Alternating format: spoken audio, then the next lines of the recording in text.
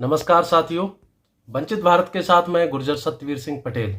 साथियों, एक लंबे समय अंतराल के बाद जब ये कोविड पैंडेमिक चल रहा है, ऐसे में मैं वंचित भारत की ओर से आप सबके लिए एक ऐसी ज्ञानवर्धक वीडियो लेकर आया हूं जिसमें आप सभी को कोविड के बारे में जो भ्रांतियां फैली हैं उनकी सही सही जानकारी देने का प्रयास किया गया है।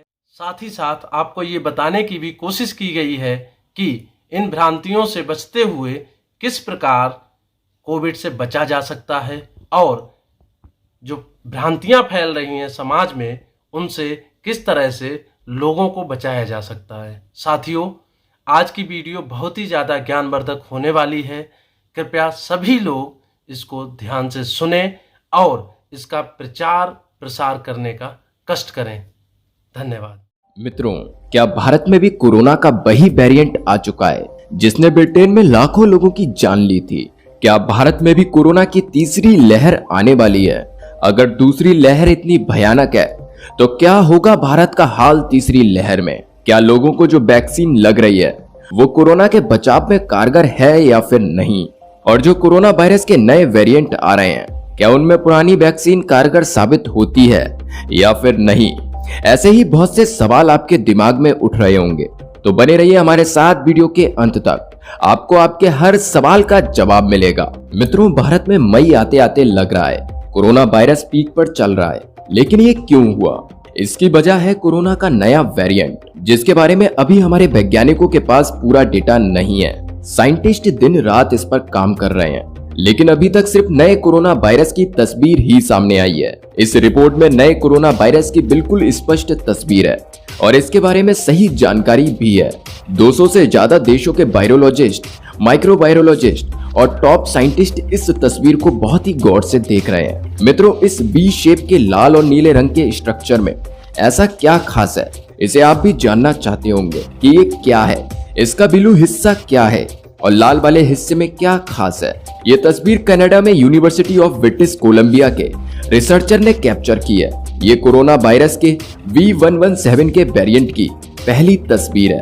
V117 वही वेरिएंट है जो ब्रिटेन में कोरोना की दूसरी लहर के लिए जिम्मेदार है। कोरोना के इसी वेरिएंट की वजह से ब्राजील में लाखों लोगों की जान गई। यही वेरिएंट भारत में सेकंड वेव लेकर आया। मित्रों, भारत में पिछले एक सप्ताह से रोजाना 3.5 लाख से लेकर 4 लाख तक पेशेंट और 3000 से अधिक लोगों की मौत के पीछे वायरस का यही वेरिएंट है। कनाडा में भी इस वेरिएंट ने लाखों लोगों को बीमार किया है।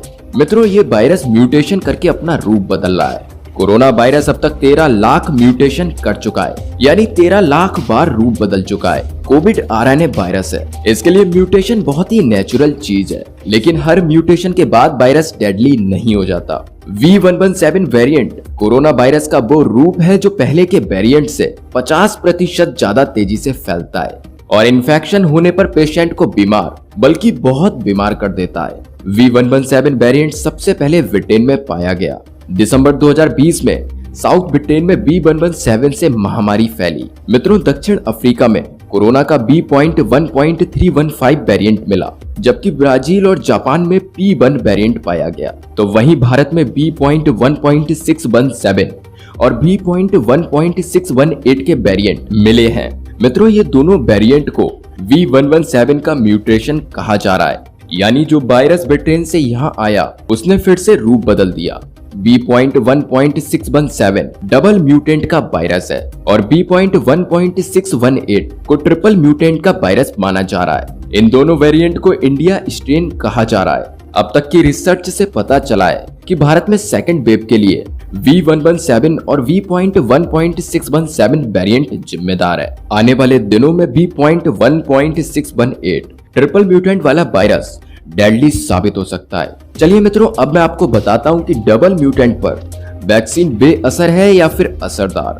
मित्रों, दुनिया भर के बायोटेक रिसर्चर और वायरोलॉजिस्ट ये पता करने में लगे हैं कि डबल और ट्रिपल म्यूटेंट वायरस पर ये वैक्सीन कितना असर करती है। कहीं ऐसा तो नहीं कि वैक्सीन लेने के बावजूद भी नया वेरिएंट इंसानों को बीमार करने लगे। भारत सहित कई देशों में ऐसे केसेस आए हैं जब वैक्सीन लगाने के बाद भी इन्फेक्शन हुआ है। वायरोलॉजिस्ट को पिछले 4-5 महीने से कोरोना के V117 वेरिएंट के बारे में मालूम है, जो वैक्सीन के असर को पूरी तरह तो खत्म नहीं करता, लेकिन उसका असर कम जरूर कर देता है। यानी वैक्सीन की डोज इस वेरिएंट को कम करने में कारगर है। मित्रों, रिसर्चर्स ने क्रायो इलेक्ट्रॉन माइक्रोस्कोपी की मदद से इसकी ये तस्वीर तैयार की है। ये वायरस इतना छोटा है कि पिन की नोक पर V117 वेरिएंट के 1 लाख से ज्यादा वायरस मौजूद हो सकते हैं। आपको इस तस्वीर में जो ब्लू रंग का हिस्सा दिखाई दे रहा है वो N501Y स्पाइक म्यूटेंट का है और लाल वाला हिस्सा ACE2 रिसेप्टर है। स्पाइक प्रोटीन वायरस का वो हिस्सा होता है जो इन्फेक्शन की शुरुआत करता है। मित्रों, कैम्ब्रिज यूनिवर्सिटी के साइंटिस्ट के मुताबिक V117 में आया म्यूटेशन वायरस वैक्सीन से भी बच के निकल सकता है। मतलब है कि रूप बदलने के बाद कोरोना का नया वेरिएंट वैक्सीन लगे व्यक्ति को भी संक्रमित कर सकता है।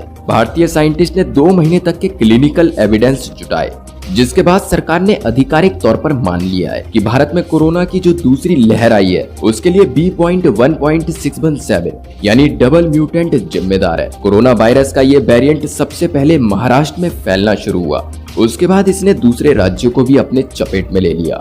B.1.617 का ट्रांसमिशन फास्ट है। ये बंद कमरे या हॉल में एयरबॉर्न हो सकता है, यानी ये वेरिएंट वायरस हवा में भी हो सकता है। किसी चीज को छुए बिना भी ये वायरस चपेट में ले सकता है। इसका स्पाइक प्रोटीन बहुत जल्दी एक्टिव होता है। पेशेंट के फेफड़े में इसकी संख्या तेजी से बढ़ती है, इसलिए मरीज की हालत तुरंत बिगड़ जाती है और कुछ ही घंटे में ऑक्सीजन कंसेंट्रेशन गिर जाता है, जिसके बाद मरीज को तुरंत ऑक्सीजन देने की जरूरत पड़ती है। मित्रों, सबसे खतरनाक बात यह है कि वैक्सीन लगाने के बाद शरीर में वायरस को खत्म करने के लिए जो एंटीबॉडी बनती है, डबल म्यूटेंट V.1.617 वायरस पर उन एंटीबॉडी का असर थोड़ा कम हो सकता है। ऐसे में वैक्सीन लगाने के बाद में इन्फेक्शन हो सकता है। लेकिन मित्रों, अच्छी बात यह है कि made in India Covaxin B.1.617 variant पर भी असर करती है, यानी ये वैक्सीन इस वेरिएंट को इफेक्टिवली रोक सकती है। मित्रों, अब सवाल ये है कि वैक्सीन लगाने के बाद भी इन्फेक्शन हो सकता है, तो फिर इसका उपाय क्या है? इस सवाल का जवाब यह है कि वैक्सीन का विकल्प नहीं है, वैक्सीनेशन जरूरी है, क्योंकि वायरस से लड़ने के लिए जिस एंटीबॉडी की जरूरत है वो वैक्सीन से ही मिल सकती है। जैसे जैसे वायरस में म्यूटेशन होता जाएगा, हमें नेक्स्ट जनरेशन वैक्सीन के बारे में सोचना होगा, जो नए वेरिएंट से निपटने में कारगर हो सकती है। शायद 6 या 8 महीने के बाद नई वैक्सीन का बूस्टर डोज लेना पड़े।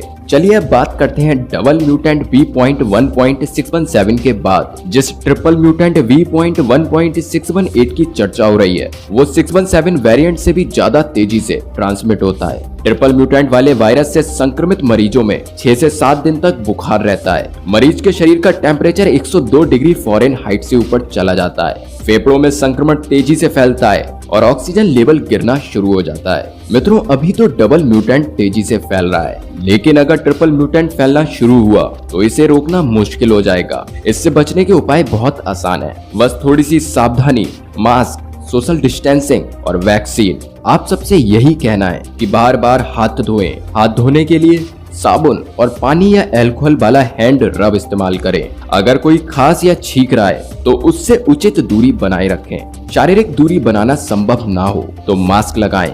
आंखें, नाक या मुंह को ना छुएं। खांसने या छींकने पर नाक और मुंह को कोहनी या टिश्यू पेपर से ढक लें। अगर आप ठीक नहीं महसूस कर रहे हैं तो घर पर ही रहें एवं ज्यादा से ज्यादा खाने में सलाद का उपयोग करें और अपने शरीर की इम्यूनिटी को ज्यादा से ज्यादा बढ़ाएं। मित्रों, अगर आप हमारे चैनल पर पहली बार आए हैं तो सब्सक्राइब जरूर कीजिएगा। साथ में बेल आइकन को ऑल पर सेलेक्ट अवश्य कर लीजिएगा और इस वीडियो को अपने सभी परिजनों के साथ शेयर अवश्य करें एवं वीडियो को लाइक करना मत भूलिएगा। साथ ही साथ हमें कमेंट कर अपने विचार जरूर दीजिएगा। मिलते हैं एक और नई वीडियो के साथ। जय हिंद, वंदे मातरम।